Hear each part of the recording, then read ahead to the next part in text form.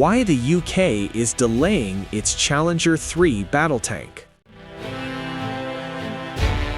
The UK Ministry of Defence has confirmed that manufacturing of the Challenger 3 main battle tank will not begin on a fixed timetable and will proceed only after performance trials are successfully completed, according to recent parliamentary disclosures.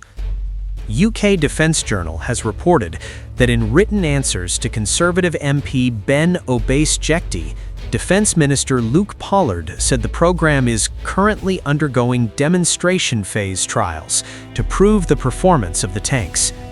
Pollard added that manufacturing will start once performance is validated, rather than being tied to a specific deadline. The demonstration phase involves a limited number of vehicles used to validate design, integration, and performance against formal requirements.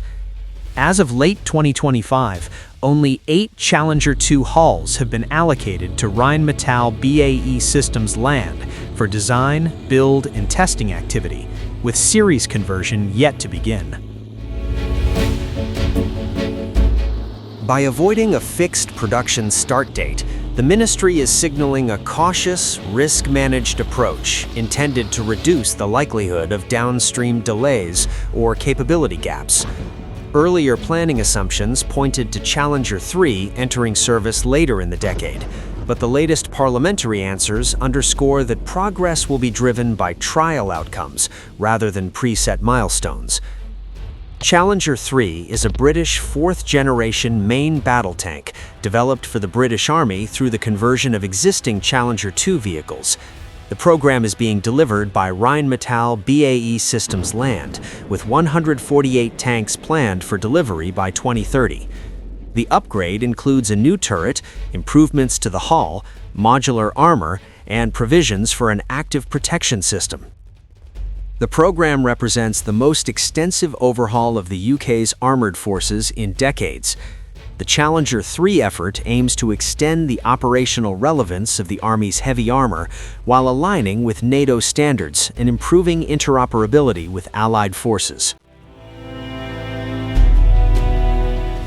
The origins of Challenger 3 trace back to long-running efforts to extend the service life of Challenger 2. Initial work began in 2005 under the Capability Sustainment Program, but funding delays and management challenges slowed progress. In 2014, the initiative was reorganized as the Challenger 2 Life Extension Program, which led to competing proposals from BAE Systems and Rheinmetall. After the merger of their UK land operations into Rheinmetall BAE Systems land in 2019, Rheinmetall's more ambitious design became the only practical option short of replacing the fleet with a foreign tank. The current disclosures confirm that the project remains firmly in the demonstration phase, with the transition to manufacturing dependent on technical results rather than calendar-driven targets.